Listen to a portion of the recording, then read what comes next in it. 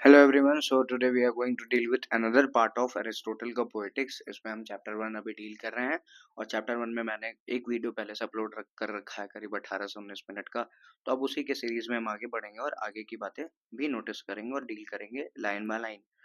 There is another art which imitates by means of language alone and either in prose or verse, which verse again may either combine different meters or consist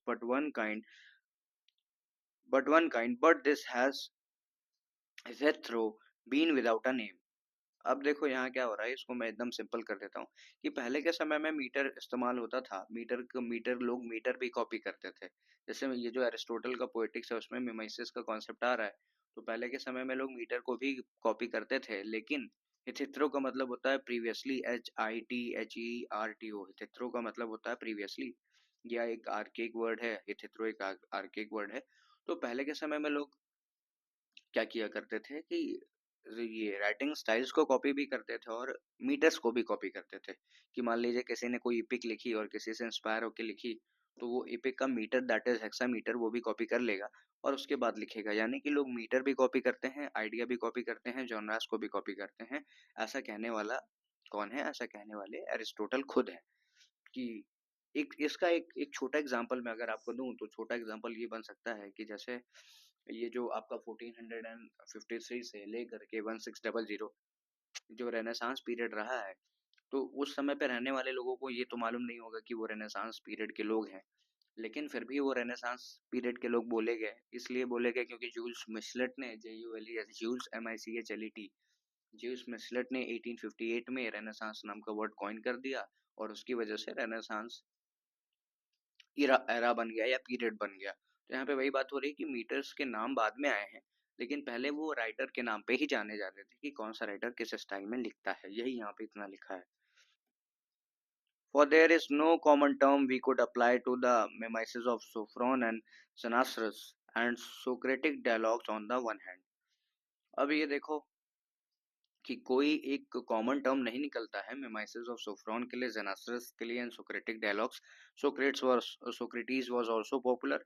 Socrates का तो हम सबको पता है कि ये Socrates, प्लेटो, Aristotle, ये जो लेगेसी है ऐसे आई है. सोफ्रॉन आपको नया लग रहा होगा, SOPHRON सोफ्रॉन. ये प्रोज लिखते थे डायलॉग्स के फॉर्म में that depicted Sicilian Greek daily life, यानी कि उस समय की डेली लाइफ के ऊपर ये डायलॉग्स लिखते थे. और ये जो जेनाक्रस ZENARCHUS जेनासरस है, इसके साथ क्या था, ये इन्हीं का बेटा है, सोफ्रोन का ये बेटा है. और ये भी एक सेलिब्रेटेड राइटर है मिमेसिस के. तो ये जो सोक्रेटिस लिखते थे वो भी, सोफ्रोन जो लिखते थे वो भी, और ये जो जेनासरस लिखते हैं वो भी कहीं ना कहीं सेम हुआ करता था. लेकिन हमारे पास कोई कॉमन टर्म नहीं है इन सबको एक नाम देने के लिए. And on the other hand अगर देखा जाए the poetic imitations in iambic, elegiac और एनी सिमिलर मीटर.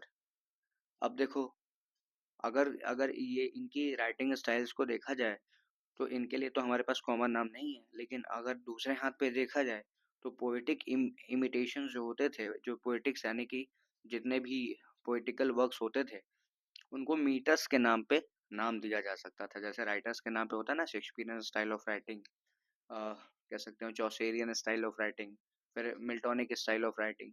तो उस तरह से मीटर की स्टाइल ऑफ राइटिंग पे भी उनको नाम दे दिया जाता है. जैसे कि अगर मान लीजिए कोई आयम्बिक फॉर्म ऑफ राइटिंग में लिखता है, जैसे कि शेक्सपियरियन स्टाइल ऑफ राइटिंग जो होती है उसमें आयम्बिक पेंटामीटर ज़्यादा देखने को मिलता है, तो उससे उनका नाम पड़ जाएगा आयम्बिक स्टाइल ऑफ राइटिंग के एक, कह सकते हैं सेलिब्रेटेड ऑथर रहे हैं शेक्सपियर, ऐसे बोल दिया जाएगा. यहाँ पे वो कहने की कोशिश की जा रही है. And on the other hand the poetic imitations in iambic elegiac और एनी सिमिलर मीटर, यानी एक तरफ ऐसे लोग हैं जिनको आप कोई सिमिलर नाम नहीं दे सकते और दूसरी तरफ ऐसे लोग हैं जिनको मीटर के ऊपर आप नाम दे सकते हैं. पीपल डू इंडीड, इंडीड मतलब वास्तव में, एट द वर्ड मेकर और poet to the name of metre and speak,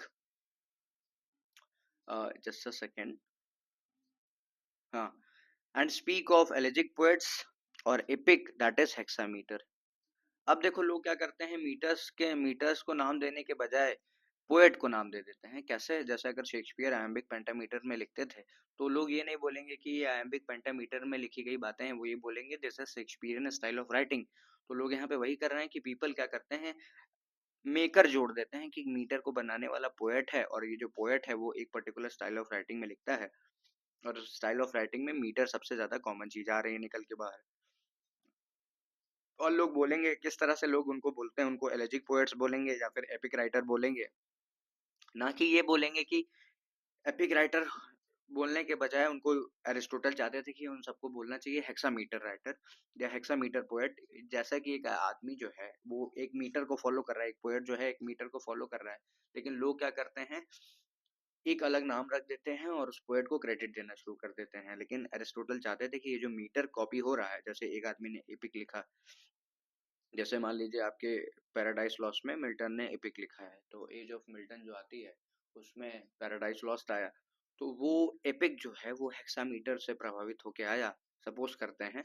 तो वो जो हेक्सामीटर पे आया तो उसको एपिक ना बोल करके हमें बोलना चाहिए था हेक्सामीटरिकल फॉर्म ऑफ राइटिंग, ये एरिस्टोटल का कहना है। लेकिन लोग क्या करते हैं, उसको मिल्टोनिक स्टाइल ऑफ राइटिंग बोल देते हैं, ये यहाँ पे कहने की कोशिश की जा रही है।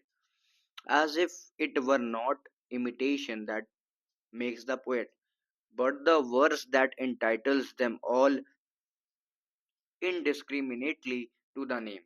अब यहाँ क्या लिखा गया है, ये अगर इसको इंटरप्रेट हम करें तो यहाँ निकल के आ रहा है कि and speak of elegiac poets hexameter, ये हो गया है as if it were not the imitation that makes the poet. कह रहे हैं कि ये इमिटेशन नहीं है जो कि पोएट बनाता है, यानी लोग कॉपी करके पोएट नहीं बनते हैं, लेकिन वर्स फॉर्म को कॉपी कर करके, या फिर but the verse that entitles them indiscriminately, या फिर ये देखो ये वर्स है, ये जो मीटर है, ये जो स्टाइल ऑफ राइटिंग है, उससे उनको टाइटल मिलता है, ना करके कॉपी करके। Let me simplify it for you. लोग लोग आइडियाज को कॉपी करके पोएट या ऑथर नहीं बनते हैं, they do copy the style of writing, और स्टाइल ऑफ राइटिंग को कॉपी कर करके वो रैंडमली एक तरह से पोएट बन जाते हैं, ऐसा कहने वाले एरिस्टोटल खुद थे। Even when a treatise on medicine or natural science is brought out in verse, the name of poet by custom given to the author, and yet Homer and Empedocles have nothing in common but the meter। अब ये देखो कहा ये जा रहा है कि जब कभी भी कोई दवाओं की भी किताब आती है तो वो भी पोएट के नाम पे ही चलती है कि इसके ऑथर ये हैं, इस किताब के राइटर ये हैं। और क्या कॉमन है होमर में और एम्पेडोक्लीस के बीच में, अगर कुछ कॉमन है तो दैट इज मीटर। इन दोनों के बीच में अगर कुछ कॉमन है तो ये इनका मीटर है, यानी कि लोग मीटर को भी कॉपी करते हैं, ऐसा कहने वाले एरिस्टोटल है। तो एरिस्टोटल का कहना ये है कि poetry is copy of a copy, and it is three times a copy, not two times, it is three times a copy. लेकिन अगर देखा जाए तो ये मीटर भी एक कॉपी ऑफ अ कॉपी है, यानी कि मीटर को भी लोग कॉपी कर करके अपना नाम आगे बढ़ा रहे हैं। लेट अस मूव फर्दर, और आगे हम देखते हैं। So that it would be right to call one poet the other physicist rather than poet, यानी कि हम कह सकते हैं कि एक पोएट कहीं ना कहीं, सो इट, देखो ध्यान से सुनना, so that would be right to call the one poet the other physicist rather than poet. यानी देखो दवाई ववाई के क्षेत्र में होता क्या है कि जैसे मास्टर थे, मास्टर ने लिखा, मास्टर ने दवाइयाँ बनाई, तो नीचे के लोग भी वही कॉपी करेंगे और अपने पेशेंट्स को देते चले जाएंगे। तो पोएट्स के साथ भी यही दिक्कत आ रही है कि पोएट्स भी, उनके जो मास्टर्स रहे हैं, उनके जो पूर्वज रहे हैं, वो नए नए मीटर डिस्कवर किए, मीटर डिस्कवर करने के बाद जब उनकी डेथ हो गई तो नीचे वाली पीढ़ियों ने उनके मीटर को कॉपी करना शुरू कर दिया और नई नई राइटिंग्स बनाना शुरू कर दिया। तो एरिस्टोटल का ये आर्गुमेंट निकल के सामने आ रहा है कि ओरिजिनलिटी कहाँ पे है। On the same principle, even if a writer in his poetic imitation were to combine all meters as Cherrymont did in his Centaur। अब ये देखो चेरीमोन एक कह सकते हो कि एथेनियन ड्रामेटिस्ट थे, क्या कह सकते हैं, वो वहीं के थे, एथेनियन ड्रामेटिस्ट हैं। और CENTAUR को सेंटोर लिखा तो है लेकिन इसको सेंटो पढ़ते हैं। तो सेंटो, ये एक जो चेरीमोन थे, इन्होंने क्या किया, अब सारे मीटर्स को मिला करके एक वर्क बना दिया जिसका नाम पड़ गया सेंटो, CENTAUR, आप आंसर्स में लिख सकते हैं, विच इज मेडली कंपोस्ट। अब मेडली का मतलब जानो, ये मेलेडी नहीं है, मेडली है। मेडली का मतलब है अ वेरीड मिक्सचर ऑफ पीपल और थिंग्स, यानी कि ढेर सारी चीजों को मिला देना को ही मेडली बोलते हैं।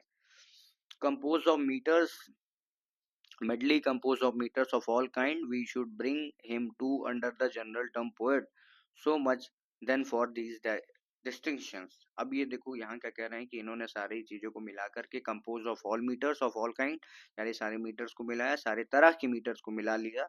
We should bring him to under the general term poet. अब इनको भी हम सारे क्योंकि इन्होंने सारी मीटर्स को यूज कर लिया, तो अब इनको हम फिजिसिस्ट बोलने के बजाय एक जनरल टर्म हम देते हैं, और वो टर्म क्या बन जाता है, पोएट बन जाता है। अब चाहे एक मीटर को कॉपी करो, चाहे सारे मीटर्स को बना करके कुछ कॉपी करो, तो एक तुमको जो जनरल टर्म मिलता है वो आजकल के समय में वो है poet. So much then for these distinctions, यानी कि ये अगर ध्यान से देखा जाए तो सो मच फॉर, एक second, so much then for this distinctions. Distinctions का अगर मतलब मैं आपको बताऊं तो कॉन्ट्रास्ट है, तो यही कॉन्ट्रास्ट है। अब ये कॉन्ट्रास्ट क्या है, let me summarise it for you once again. तो यहाँ लिखने की कोशिश ये की है एरिस्टोटल ने बेसिकली, ये तो ट्रांसलेशन हम पढ़ रहे हैं, उन्होंने लिखा क्या है ये मुझे भी नहीं मालूम, केवल उन्हीं को मालूम था। ये जो ट्रांसलेटरी वर्क है वो बहुत ज़्यादा ऑथेंटिक तो है नहीं, क्योंकि उन्होंने क्या सोच के लिखा ये किसी को मालूम नहीं है। फिर भी अगर मैं इसको समराइज करने की कोशिश करूँ तो देखो भाई, पहले हमने पढ़ा है कि ये लोग क्या करते हैं, आइडियाज को कॉपी करते हैं, रिदम को कॉपी कर लेते हैं, लैंग्वेज को कॉपी करते हैं, हार्मनी को कॉपी करते हैं। यहाँ हम क्या देख रहे हैं कि एक जो पोएट है या ऑथर है वो मीटर्स को कॉपी करता है, और मीटर्स को कॉपी करने के बाद वो एक नया ऑथर या पोएट बन जाता है। यानी कि आजकल के जो लोग हैं वो मीटर्स को कॉपी करते हैं, ऐसा उनका एरिस्टोटल का कहना है। और ये बात सच भी है कि मीटर्स कॉपी होते हैं, और मीटर्स को कॉपी कर करके वो नई डिस्कवरी बनाने की कोशिश कर रहे हैं, लेकिन वो ये नहीं जानते हैं कि ऐसा ये इनका जो वर्क है वो ओरिजिनल ओरिजिनल नहीं रह गया, क्योंकि उन्होंने एक पुराने मीटर को कॉपी कर लिया जो कि पहले के समय में एग्जिस्ट करता था। यानी कि ये जो पोएट्री है या फिर जो पोएट है, ये कॉपी कॉपी कर करके ही अपने काम को आगे चला रहे हैं, ना कि ओरिजिनल वर्क लिखते हैं। ये यहाँ पे प्रूव करने की कोशिश की है एरिस्टोटल ने। मूविंग ऑन फर्दर, तो यहाँ पे हम देखेंगे there are again some arts which employ all the means above mentioned namely rhythm tune and metre. अब कई और भी आर्ट्स हैं जो कि इनके अलावा भी हो सकती हैं, सच एज डिथरैम्बिक एंड नोमिक पोएट्री। अब ये नोमिक पोएट्री को तो नोमिक नहीं लिखते हैं वैसे आजकल मॉडर्न डे में, इसमें जी लगा देते हैं। ग्नोमिक पोएट्री वैसा लिखा जाता है GNOMIC, लेकिन बोला जाता है नोमिक पोएट्री। यहाँ पे ये थोड़ा गड़बड़ है। GNOMIC लिखा जाता है, ये जनरल सेइंग्स होता है, या फिर एक कह सकते हो कि इंटेलिजेंट सेइंग्स होता है। कि जैसे आप आज के समय में हिंदी में सुनते होंगे कि भैंस बड़ी या बुद्धि बड़ी, या जिसकी लाठी उसकी भैंस, ऐसे करके जितने भी टाइटल्स आते हैं, ये जो वन लाइनर्स हैं हमारे यहाँ के, वो वही ग्नोमिक पोएट्री में आते हैं। ग्नोमिक इसलिए मैं बोल रहा हूँ ताकि नाम क्लियर हो जाए। अगर मैं इसको लिख दूं, अगर मैं इसको लिखूं तो GNOMIC ग्नोमिक होता है, और ग्नोमिक ना लिख के नोमिक लिखा है, क्योंकि नोमिक इसका प्रोनाउंसिएशन वाला पार्ट है। Okay, and now let me go to the pen again. Tragedy and comedy, but between them difference is that the first two cases these means all employed in combination, in the latter now means employed now another। इसको हम और तोड़ने की कोशिश करते हैं,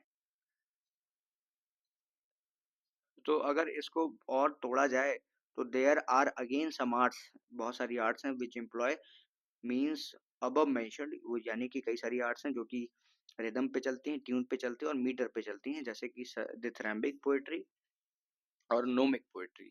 अगर डिथरैम्बिक poetry की बात कर लूँ, मैं एक बार दोबारा बता देता हूँ। एशियन ग्रीक पीरियड में हिम्स होते हैं, यानी songs in praise of God, जिसको हम भजन बोलते हैं। संग इन ऑनर ऑफ गॉड डायनोसस, डायनोसस के ऑनर में ये सारी चीजें गाई जाती थी। और डायनोसस किस किस बात के देवता थे, तो Dionysus god of fertility and wine है, यानी कि ये फर्टिलिटी प्रोवाइड करते थे in in in terms of procreation, और वाइन के ये देवता हैं, यानी प्लेजर्स के ये देवता हैं। ट्रेजेडी एंड कॉमेडी, अब देखो यहाँ पे लिखा है ट्रेजेडी और जो कॉमेडी है, but between them the differences, tragedy और कॉमेडी के बीच में एक डिफरेंस आता है, that in the first two cases, ऊपर के दो केसेस में, these means all employed in combination. First two cases में यानी कि ऊपर के दो केसेस में, यानी कि रिदम और ट्यून में, दीज मीन्स इनको जोड़ा जाए, are all employed in combination, rhythm और ट्यून को कंबाइन कर करके क्या बनाई जाती है, ट्रेजेडी बनाई जाती है और कॉमेडी बनाई जाती है। इन द लेटर, यानी कि जो मीटर है, now means is employed now another, यानी कि मीटर के केस में अगर देखा जाए तो मीटर के साथ ऐसा नहीं किया जाता इन द लेटर, यानी कि मीटर की बात हो रही है, लेटर यानी ये जो लेटर है वो मीटर की तरफ इशारा कर रहा है। नाउ वन जो कि एक है, मीन्स इज एम्प्लॉयड उसको लगाया जाता है लेकिन दूसरे कामों में। तो यानी कि ट्रेजेडी और कॉमेडी में जो मेन फर्क आएगा वो होगा मीटर का। इन शॉर्ट यही कंक्लूजन निकलता है। Such then the differences of arts with respect to the medium of imitation, यानी कि इससे हमें पता चलता है, डिफरेंसेस पता चलता है आर्ट्स के बीच में with respect to medium of imitation, कि किन किन मीडियम्स के थ्रू लोग इमिटेट करते हैं। और इमिटेट करने के लिए तीन चीजें निकल के आती हैं इस चैप्टर के एंड में। पहला निकल के आता है जो कि आपका बन जाता है, यहाँ लिखा भी है, let me underline it again. पहला आपका निकल के आता है रिदम निकल के आता है, दूसरा आपका ट्यून निकल के आता है, और तीसरा आपका मीटर होता है, जो कि मीटर ही है जो इनके बीच में डिफरेंस लाता है, नहीं तो सारी चीजें एक जैसी हैं, ये एरिस्टोटल कहना चाहते हैं।